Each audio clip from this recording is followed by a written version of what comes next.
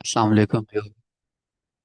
आज की हम इस वीडियो में देखेंगे कि किस तरह से हम एपीए गाइडलाइंस को फॉलो करते हैं जब भी हमें इन टेक्स्ट साइटेशंस मेंशन करते हैं अपने किसी भी डॉक्यूमेंट में, चाहे वो हमारी असाइनमेंट हो, कोई प्रोजेक्ट हो या थीसिस का डॉक्यूमेंट हो। इंट्रोडक्शन, लिटरेचर, मेथड या डिस्कशन के चैप्टर में हमने टेक्स्ट लिखना होता है और उसको साइट करना होता है, लाइक ऑथर्स और उनके ईयर्स देते हैं तो वो किस तरह से लिखते हैं। तो हम जब भी साइटेशंस देनी होती हैं तो हमारे पास तीन तरह के आर्टिकल्स आ सकते हैं। नंबर वन, ऐसा आर्टिकल या ऐसा ऑथर जो सिर्फ एक ही ऑथर हो और उसकी इंटेक्स्ट साइटेशन कैसे देते हैं और उसका रेफरेंस कैसे लिखते हैं। हमारे पास एक ऐसा आर्टिकल आता है जिसमें टू ऑथर्स होते हैं, हम उनके साइटेशंस कैसे दे सकते हैं। और हमारे पास ऐसा काम आता है, ऐसा आर्टिकल आता है जिसमें मोर देन टू ऑथर्स होते हैं, उनकी हम साइटेशंस किस तरह से देते हैं। तो सबसे पहले हमें ये देखने की ज़रूरत है कि साइटेशंस हम कह किसको रहे हैं। तो आपने देखा होगा इस तरह के पैराग्राफ जो हम लिख रहे होते हैं तो उनके अंदर जो हमारे ऑथर्स का नेम होते हैं और जो हमारा ईयर मेंशन होता है उनको हम कहते हैं कि ये हमारी साइटेशंस हैं। अब आप देख रहे होंगे कि ये भी एक साइटेशन है और ये भी एक साइटेशन है। तो दोनों साइटेशंस में डिफरेंस क्या है? इन दोनों का नेम डिफरेंट है, इन दोनों का पैटर्न आप देख सकते हैं डिफरेंट है। फॉर एग्जांपल यहाँ पे ब्रैकेट में जस्ट ईयर लिखा हुआ है और ये साइटेशंस कंप्लीट ब्रैकेट के अंदर है। यहाँ पे एंड डी है और यहाँ पे जस्ट सिंबल लगा हुआ है। यहाँ पे ब्रैकेट में ईयर है, यहाँ पे कंप्लीट साइटेशन ही ब्रैकेट के अंदर है। तो अब हम ये देख लेते हैं कि जो फर्स्ट टाइप ऑफ साइटेशन है, इस साइटेशन को हम पेरेंथेटिक साइटेशन कहते हैं, सॉरी नरेटिव साइटेशंस कहते हैं। ये जो हमारी स्टार्ट में साइटेशन है इसको हम नरेटिव साइटेशन बोलते हैं। और ये जो हमारी लास्ट पे साइटेशन दी हुई है इसको कहते हैं ये पेरेंथेटिक साइटेशन है, राइट। अभी हम दोनों का डिफरेंस देख लेते हैं कि नरेटिव साइटेशन क्या होती है और पेरेंथेटिक साइटेशन क्या होती है। नरेटिव साइटेशन उस टाइप ऑफ साइटेशन को कहते हैं जहाँ पे हम ऑथर्स की नेम से हम अपनी बात स्टार्ट करते हैं। फॉर एग्जांपल मैं ये कहूँ कि जिस तरह ये बात लिखी हुई है कि according to Lazarus and Folkman coping situations regularly changing cognitive and behavioural efforts. It means कि मैंने पहले ऑथर्स के बारे में बताया है और फिर बात को बताया है। इसी तरह सेकंड लाइन में हम देख लेते हैं, सेकंड सेंटेंस में emotional focus coping include the use of range of emotions, types of understanding and expressions. It means कि यहाँ पे मैंने पहले कंप्लीट बात की है, उसके बाद मैं ये कहता हूँ कि ये बात इसने की है। फर्स्ट में मैंने क्या किया है कि पहले मैंने बताया है कि इस पर्सन ने ये बात की है, कौन सी बात की है वो आगे मैंने बताया है। सेकंड सेंटेंस में मैंने क्या किया है, पहले कंप्लीट बात बताई है, उसके बाद एंड पे बताया है कि ये बात किसने की है। तो जो हमारी साइटेशन ऑथर्स के नेम से स्टार्ट हो तो हम उस साइटेशन को नैरेटिव साइटेशन बोलते हैं। और जो हमारी साइटेशन एंड हो रही हो, एंड पे आए किसी भी बात के, उसको हम पेरेंथेटिक साइटेशन बोलते हैं। For example, narrative citation is a type of citation where the author's name is used within or starting the text of the sentence। ये sometime पैराग्राफ के बीच में भी हम इसको लिख देते हैं, सेंटर में भी लिख देते हैं। लेकिन जो हमारी पेरेंथेटिक साइटेशन है ये एंड पे आती है जब हमारा कोई भी सेंटेंस, कोई भी बात कंप्लीट हो जाती है, राइट। तो अब हम देखेंगे कि अब हम ये साइटेशंस मेंशन कैसे करते हैं। फॉर एग्जांपल, कोई ऐसा ऑथर है, कोई ऐसा नेम है, कोई ऐसा रिसर्चर है जो कि एक ही है, ठीक है। तो हम उसको कैसे लिखेंगे? फॉर एग्जांपल, एक आर्टिकल है उसमें एक ही ऑथर का नेम मेंशन है। फॉर एग्जांपल, ये नेम है मोहम्मद नसर इकबाल। तो अब इसकी मैं साइटेशंस कैसे मेंशन करूंगा? अब आपको पता है हमारे पास टू टाइप ऑफ साइटेशंस है, नरेटिव भी है और पेरेंथेटिक भी है। अगर मैं इसकी नरेटिव साइटेशन दूंगा तो किस तरह से दूंगा?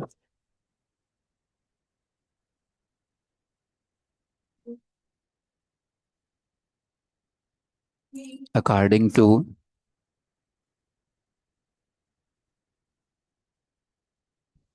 इकबाल। साइटेशन लिखने का जो मैकेनिज्म है वो ये है कि आपने ऑथर का जो भी नेम है, जो उसका सर नेम है, जो उसका लास्ट नेम है, आपने जस्ट वो मेंशन करना है, राइट। फॉर एग्जांपल इस नेम में, मोहम्मद नसर इकबाल के नेम में जो लास्ट नेम है वो हमारा इकबाल है। तो मैंने यहाँ पे इकबाल ले लिया है, अकॉर्डिंग टू इकबाल। और यहाँ पे हम ब्रैकेट में ईयर लिखेंगे कि ये रिसर्च जो भी है ये किस ईयर में पब्लिश हुई है। ठीक है।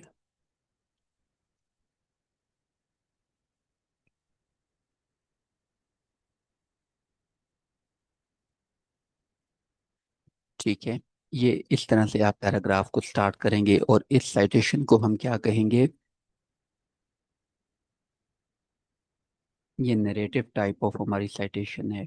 और अगर इसी को हम पेरेंथेटिक में कन्वर्ट करते हैं तो फिर किस तरह से करेंगे?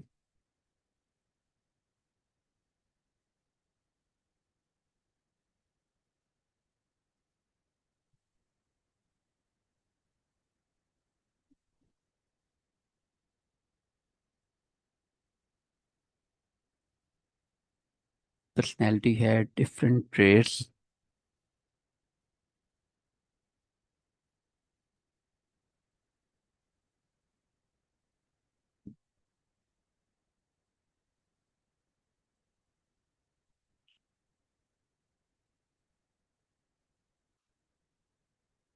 ठीक है। ये हमारा कंप्लीट, एक सेंटेंस कंप्लीट हुआ है। अब यहाँ पे मैंने साइटेशन दे दी है। इकबाल, कॉमा, स्पेस, और जिस ईयर में वो आर्टिकल वो पब्लिश होगा उसके ईयर, और आगे लास्ट पे हमने डॉट दे देना है। तो ये हमारी एक ऑथर के साथ नरेटिव और पेरेंथेटिक साइटेशन आ गई है। अभी हम देखते हैं, फॉर एग्जांपल हमारे पास टू ऑथर्स हैं तो फिर हम इसको किस तरह से करेंगे?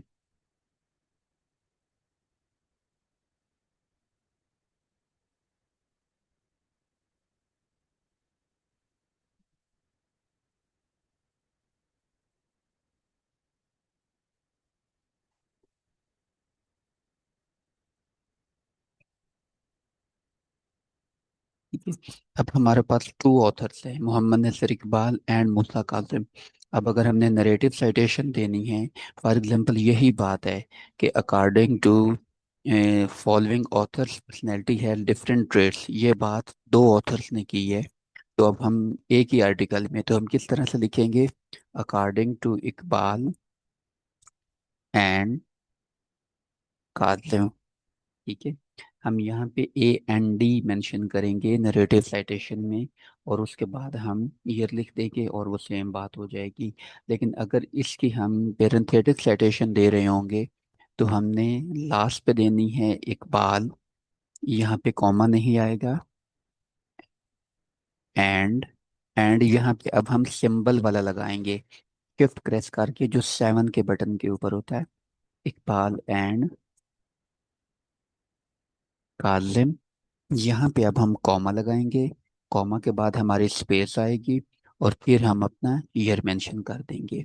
तो ये है हमारा पेरेंथेटिक साइटेशन का डिफरेंस। नरेटिव में इकबाल एंड काजिम, इकबाल के बाद भी कॉमा नहीं है, काजिम के बाद भी कॉमा नहीं है, उसके बाद स्पेस है, ब्रैकेट के अंदर हमने ईयर मेंशन कर दिया है, और उसके साथ ही हमारी वो स्टेटमेंट आ जाएगी जो भी हम देना चाह रहे हैं। अगर पेरेंथेटिक साइटेशन है तो उसमें हम कंप्लीट बात लिखेंगे, उसके बाद हम साइटेशन लिखेंगे। साइटेशन ब्रैकेट स्टार्ट से होगी, इकबाल एंड कासिम ये इनके लास्ट नेम हैं। उसके बाद कॉमा और ईयर लिख देंगे, ब्रैकेट क्लोज करेंगे, फिर डॉट लगा देंगे। लेकिन इनमें जो एंड है वो आप देख सकते हैं कि यहाँ पे AND है नरेटिव में, पेरेंथेटिक में सिंबल वाला एंड है, राइट।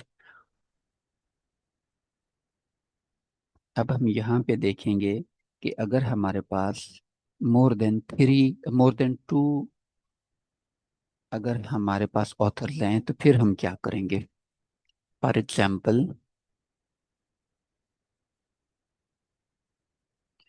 मोहम्मद नसर इकबाल,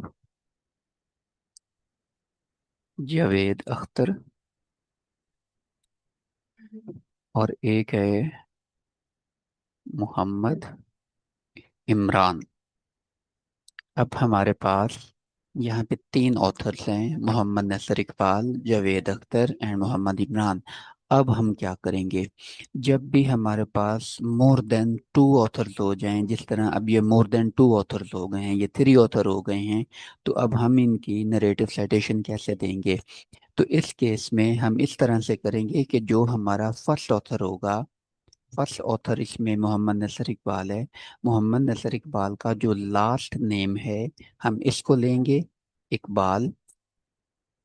इकबाल के बाद हम स्पेस देंगे, ईटी लिखेंगे, ईटी स्पेस एल डॉट, इसके साथ ही एक स्पेस देंगे हम, और उसके बाद हम अपना ईयर लिख देंगे। ठीक है, ये हमारी नरेटिव साइटेशन बन जाएगी। अकॉर्डिंग टू इकबाल, इकबाल कौन है? जितने भी ऑथर्स होंगे, तीन होंगे, चार होंगे, सिक्स होंगे, टेन होंगे, हमने जस्ट फर्स्ट ऑथर के लास्ट नेम को मेंशन करना है, जो कि इकबाल है। हमने स्पेस दी, ईटी स्पेस एल, उसके बाद डॉट, उसके बाद स्पेस, ब्रैकेट के अंदर हमने अपना ईयर मेंशन किया है, और उसके बाद हम अपनी लाइन मेंशन कर देंगे, और उसके बाद हमारी आ जाएगी पेरेंथेटिक साइटेशन। पेरेंथेटिक साइटेशन में हमारी कंप्लीट लाइन आएगी। उसके बाद यहाँ पे भी फर्स्ट ऑथर का लास्ट नेम, उसके बाद यहाँ पे कॉमा नहीं आएगा, ब्रैकेट स्टार्ट की हमने, फर्स्ट ऑथर का last name space eighty L dot comma space 2026 bracket close और डॉट। ये हमारी पेरेंथेटिक साइटेशन बन गई है। मैं अगेन इसको रिपीट करता हूँ, अगर हमारी नरेटिव साइटेशन है तो कॉन्टिन्यूस में आएगी, लाइक इकबाल एट ऑल 2026, यहाँ पे जस्ट डॉट है।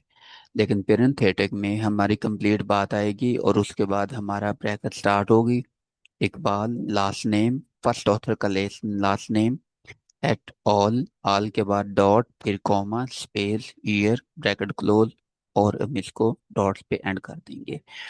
तो ये है हमारा साइटेशंस का स्टाइल। अब अगर हम इनमें से किसी का भी रेफरेंस लिखना चाहते हैं, तो यहाँ पे मैं रेफरेंस भी आपको बता देता हूँ। वैसे तो आर्टिकल्स के रेफरेंसेस बने बनाए हमें मिल जाते हैं गूगल स्कॉलर के ऊपर। जस्ट जो भी रिसर्च का टाइटल हो, उस टाइटल को आप गूगल स्कॉलर पे मेंशन करें, तो आपके पास बने बनाए आपको मिल जाएंगे रेफरेंसेस। फॉर एग्जांपल, मेरे पास एक टाइटल है, रिसर्च का टाइटल है डिटर्मिनेंट्स ऑफ,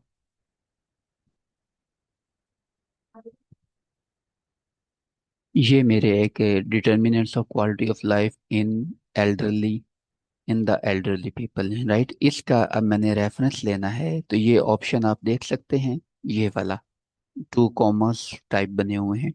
आप इस पे क्लिक करेंगे और आपके पास हर तरह का रेफरेंस बना हुआ आ गया है। एमएलए है, एपी है, शिकागो है, हार्वर्ड है, वैनकूवर है। तो हम क्योंकि एपीए को फॉलो करेंगे करते हैं, तो एपीए के रेफरेंस के ऊपर आप क्लिक करेंगे, ये हाईलाइट हो गया है। आप इसको कॉपी करेंगे, अपने वर्ड के डॉक्यूमेंट पे जाके इसको पेस्ट कर देंगे, तो ये देख सकते हैं कि ये हमारा आ गया है बिल्कुल इसी तरह से। इसी तरह हमारे कोई और, फॉर एग्जांपल ये हमारा एक और क्वालि स्टडी है, हम इसका रेफरेंस भी ले लेते हैं।